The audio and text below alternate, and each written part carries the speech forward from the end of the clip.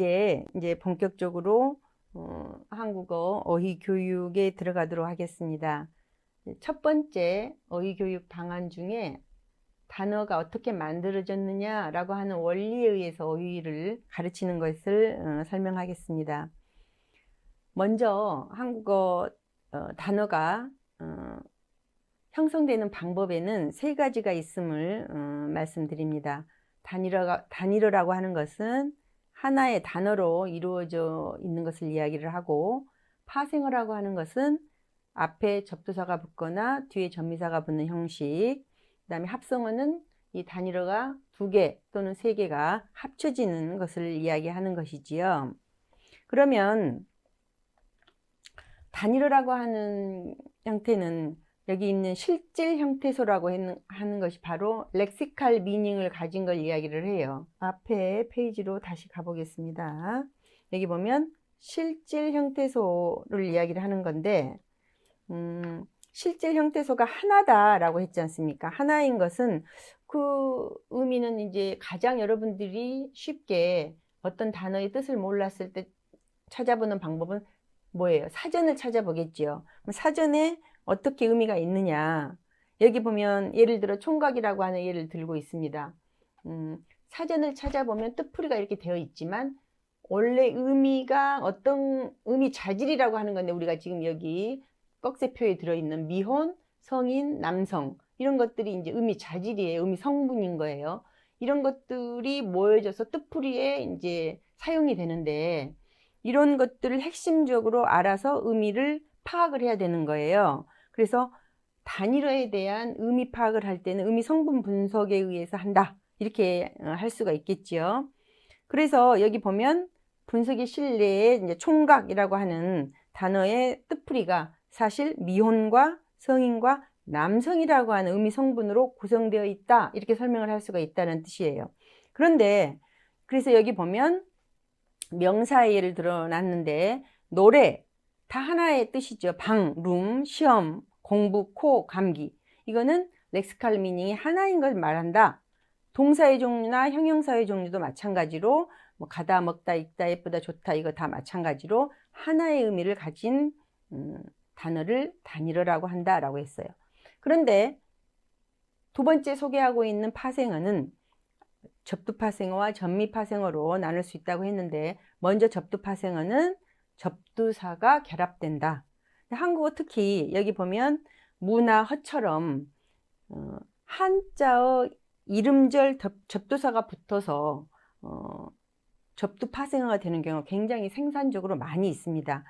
그러면 이제 이런 경우는 무소유를 알았단 말이에요. 그러면 소유를 하지 않는 거, 없는 거 라고 인식을 시킨 다음에, 무가 없다라는 뜻이야. 그래서 무소속이라고 하면 소속이 없는 거구나. 불공정이라고 하는 단어를 배웠어요. 공정하지 않은 거예요. 그러면 불합리, 그럼 합리적이지 않는 거구나, 이렇게 유추해서 알 수 있게끔 가르친다는 것입니다. 일단 여기는 파생어가 이런 거다라고 하는 것을 먼저 하고요. 방법은 뒤에 다시 나옵니다. 전미파생어 같은 경우는 뒤에 선생님이라고 하는 것이 있어요. 그러면 선생에 님이 붙은 거야. 존대의 의미로 님을 붙여. 그러면 형에다 님을 붙이면 형을 더 높여서 표현할 때 쓰는 거겠구나, 이런 식으로 유추해서 알아들을 수 있게끔 단어가 만들어지는 방법에 의해서 설명을 한다라는 뜻인 거예요. 건강하다, 공부하다, 하다가 붙으면 어떤 동작을 한다, 뭐 하는 거죠. 착하다라고 하면, 깨끗하다라고 하면 어떤 모습이라든가 성질이라든가 이런 것들을 표현하는 형용사가 되는 거구나 라고 하는 것을 통해서 어떤 기본적인 그 틀을 익혀줌으로써 유추해서 다른 단어를 파생해서 만들 수 있게 도와주는 거예요. 그걸 인지하게 하는 것입니다. 합성어는 아까 이야기했던 것처럼 실질 형태소가 2개, 또 3개일 수도 있고요. 근데 어쨌든 대등하게 2개가 합쳐져 가지고 합성어가 되는 것은 대등합성어라고 해요. 뭐 노래방 그러면 노래하고 방, 뭐 예를 들면 봄, 가을 그러면은 봄하고 가을, 이런 뜻인 거죠. 그런데 여기 보면 조금 주의 깊게 봐야 될 것이 융합 합성어라고 하는 게 있어요. 이건 뭐냐면 밤낮 왜 너는 그렇게 놀고만 있니? 라고 해봅시다. 그럼 밤낮이라고 했을 때 그거는 너 왜 밤 and not의 뜻으로 쓰는 것이 아니라 always, 항상 이런 의미로 합쳐져 융합되어 버리는 거예요. 내가 피땀 흘려서 일군 회사가 어쩌고 저쩌고 이렇게 이야기해 보면 피땀, 진짜 피를 흘리고 땀을 흘리고 이게 아니라 피 플러스 땀이라고 하는 단어가 합쳐져서 융합되어서 노력이라고 하는 제3의 의미를 만든 거예요.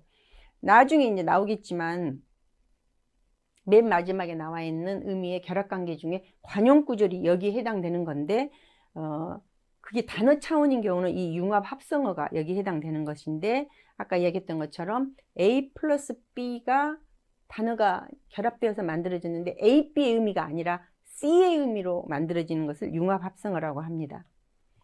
그러면 이제 좀 요즘 근래에 들어서 신어 이제 생성이 많이 되는데 앞서 했던 뭐 단일어, 파생어, 합성어 이 유형으로 역시 마찬가지로 신어가 만들어질 거 아닙니까? 그런데 이런 경우에 특히 신어가 어떤 식으로 많이 만들어지느냐에 대한 것을 알고 있으면 이해가 더 쉬울 텐데 파생법에 의한 신어가 굉장히 많이 만들어지고 그 중에서도 전미 파생이 되게 생산적이다라는 이야기인 거예요.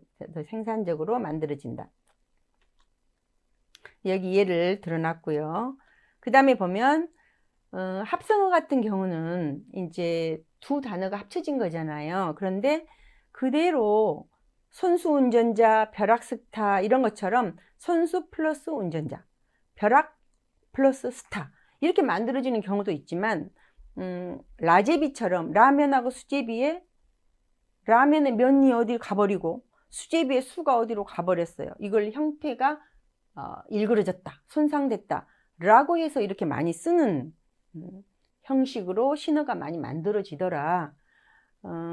또 이제 하나 이야기할 수 있는 게 예를 들면 비빔냉면 이렇게 만들어지면 한국 사람들이 비빔냉면 주세요 라고 말할 수도 있지만 비냉, 나는 비냉, 너는 물냉 뭐 이런 식으로 말할 수 있단 말이에요. 축약해서. 이런 것들도 합성법이 축약돼서 쓰이는 특징을 보이는 예를 들 수 있겠습니다. 그리고 아까 이야기했던 음성상징어는 의성어와 의태어로 나누어지는데 의성어는 소리를 모방한 것이다. 그 다음에 의태어는 모양을 모방한 것이다. 이렇게 해서 의성어 같은 경우는 뭐 시냇물이 졸졸 흐른다, 줄줄 흐른다. 의태어 같은 경우는 아이가 아장아장 걷는다, 뭐 아이가 방긋방긋 웃는다 이런 식으로 표현을 하는 걸 이야기를 해요. 근데 한국인들 같은 경우는 늘 우리가 그런 식으로 표현을 써왔기 때문에 연상이 되고 늘 그게 고정적으로 표현이 연어 형식으로 딱 박혀 있는데 외국인들 입장에서 보면 그게 쉽게 연상이 안 됩니다. 그래서 굉장히 학습의 난이도가 높은 이런 단어로 의성어태어가 취급이 되고 있습니다. 본격적으로 가르치는 방법으로 한번 들어가 볼게요. 아까 얘기했던 것처럼 단일어는 그냥 단순히 뜻풀이를 우리가 알아야 되니까 이 뜻풀이를 구성하고 있는 의미 자질, 의미 성분이 무엇이냐 이렇게 접근을 할 수가 있겠지요. 어쨌든 단일어는 아까 이야기했던 파생어나 합성어의 근간이 되는 1차 어휘다 이렇게 인식을 하면 될 것 같고 파생어와 합성어는 2차 어휘다 이렇게 인식을 하면 돼요. 2차 어휘는 파생어는 한국 사람들이 이제 파생어를 어떤 걸 많이 쓸까 이런 걸 이제 아까 이야기했던 말뭉치나 이런 걸 통해서 나 같은 이제 연구자가 이렇게 연구를 해 놓으면 한국 교사들이 교재도 만들고 그걸 갖다가 이제 가르칠 텐데 중요한 거는 한국 사람들이 진짜 많이 사용하는 접두사가 무엇일까? 접미사가 무엇일까? 이런 것에 대한 것부터 접근을 해야 되겠죠. 한국 사람들이 많이 사용하지 않은 것부터 가르칠 필요가 없는 거잖아요. 많이 사용하고 생산적이다. 우리가 이렇게 표현하는데 생산적으로 많이 만들어지는 접사가 무엇이냐? 여기에 대한 학습이 우선적으로 필요하겠다라는 이야기인 거예요. 그래서 여기 두 번째에 나와 있는 생산성이 강하고 의미가 분명한 접사를 선정해서 이 접미사에 대한 교육을 우선적으로 할 필요가 있다라고 이야기했어요. 그리고 접두 파생어와 전미 파생어가 있는데 전미 파생어가 훨씬 더 생산적이라고 했으니까 학습 목록에 우선적으로 들어가겠지요.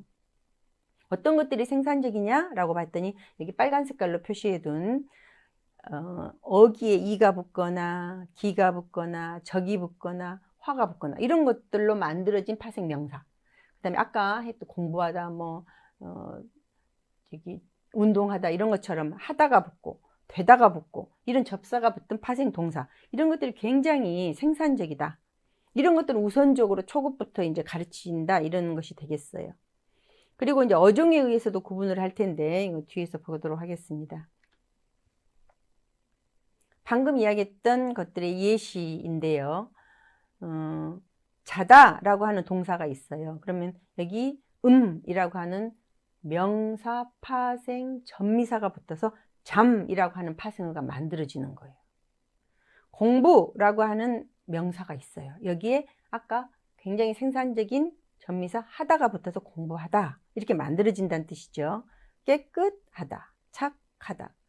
부사 파생도 마찬가지로 깨끗이, 열심히 뭐 이런 식으로 파생 전미사에 의한 특히 이렇게 생산적인 파생 전미사에 의한 것들을 우선적으로 교육한다 이런 뜻인 거예요. 그 다음에 이제 어종별로 보면 파생어 중에 고유어 파생어는 뭐 아까 말한 의성의태어라든가 이런 것들이 굉장히 발달되어 있는데 색채어 미각어도 마찬가지고 어휘장에서 잠깐 아까 봤었죠. 그래서 외국인 학습자들에게는 이게 어렵다라고 이야기를 했으니까 고급에서 이제 배울 수 있는 학습 내용이 되겠습니다. 접두 파생, 전미 파생. 그런데 이제 접사가 붙지 않는 것으로 파생어가 되는 것으로 아까 말한 음성 모음과 양성 모음의 대립에 의해서 만들어지거나 여기처럼 까맣다, 검었다 이렇게 그 다음에 줄줄 졸졸처럼 우오 이런 대립. 깜깜하다 컴컴하다 같은 경우는 깜은 쌍기역이니까 된 소리, 컴은 거센 소리. 이런 그 어감의 차이를 수반하는 그런 변화를 보이는 파생도 있구나라고 할 수 있겠습니다. 한자어 아까 이야기했던 것처럼 굉장히 생산적으로 접두 파생어 대무 미 불 이런 식으로 만들어지거나 전미 파생어 뒤에 붙어서 되는 것들이 적화 아까 많다 그랬죠. 그런 것들을 들 수가 있겠고요. 영어 외래어도 있습니다. 요즘 이제 노잼이야 노답 이런 식으로 많이 쓰고 있잖아요. 노라고 하는 영어 단어가 접두사로 역할을 해서 단어를 만들어주는 예다. 그 다음에 전미파생어로는 예를 들면 뭐 프로볼편너, 휴게텔, 호텔의 텔이 전미사 역할을 해서 무인텔, 오피스텔, 휴게텔 이런 식으로 단어를 파생해서 만든 예를 들 수가 있겠습니다. 합성어 같은 경우 이제 사실 기존에 있는 단어가 합쳐져 가지고 만들어지기 때문에 굉장히 생산적으로 쉽게 만들어질 수 있겠죠. 근데 주의해야 할 점이 있습니다. 여기 보면 예를 들어 볼게요. 계란반숙이라고 하는 단어가 합성어로 있어요. 본문에 나왔다고 해봅시다. 길거리, 노래방, 하루종일 이렇게 나왔다고 해봐요. 그러면 여기서 이제 반드시 주의해야 할 사항은 계란반숙이라고 하는 단어를 배우기 전에 계란을 배웠어야 하는 거예요. 그 다음에 길거리 배우기 전에 길을 배웠어야 하는 거고 노래방이라고 하는 단어를 배우기 전에 노래나 방에 대한 학습이 이루어져 있어야 된다라는 이야기가 굉장히 중요한 거예요. 그래서 예 4번처럼 하살표 방향이 뒤로 갈수록 난이도가 높은 학습 단계가 높은 단어가 되겠지요. 앞에 것 먼저 학습하고 학습하고 몸살, 몸조심 그 다음에 몸매, 몸무게 그 다음에 몸관리, 몸보신 이런 식으로 순차적으로 단어의 난이도 또는 확장 이런 순서가 있는 거예요. 그래서 굉장히 생산적으로 만들어지지만 원칙적으로 학습해야 될 그 순서가 이렇게 지켜져야 된다. 이게 강조점입니다. 그 다음에 본동사와 보조동사가 결합된 경우도 있다. 이런 경우는 특히 이제 한국어에서 이제 이게 합성어가 나중에는 이제 딱 그 굳어져 갖고 될 텐데 누가 훔쳤어? 라고 하지 않고 훔쳐갔어? 라고 한다든가 내가 먹었어라고 하지 않고 내가 먹어버렸어라고 했을 때 의미가 강조된다든가 뭐 어떤 의지가 보인다든가 이렇게 의미가 더 첨가되는 거예요. 그런 차이가 있기 때문에 그냥 본동사만 쓰였을 때 하고 보존 그 동사하고 결합돼서 합성어가 되었을 때의 그 차이점을 설명해 준 학습도 필요하다라는 이야기인 거죠. 그 다음에 이제 한자 합성어가 아까 이야기했던 것처럼 어휘의 확장 방법 중에 가장 쉬워요. 왜냐하면 한자 원래 있던 것에 하나 덧붙여 가지고 단어를 뭐 수학 능력 시험, 그럼 수학 능력 시험, 이렇게 입학 시험, 입학하고 시험 이렇게 붙여 가지고 단어를 만들어주고 매우 용이하기 때문에 이런 식으로 단어가 생산적으로 많이 만들어진다라는 거죠. 그 다음에 이제 조어법에 따른 어휘교육 네 번째로 음성 상징. 아까 어렵다 그랬잖아요. 한국인들에게는 굉장히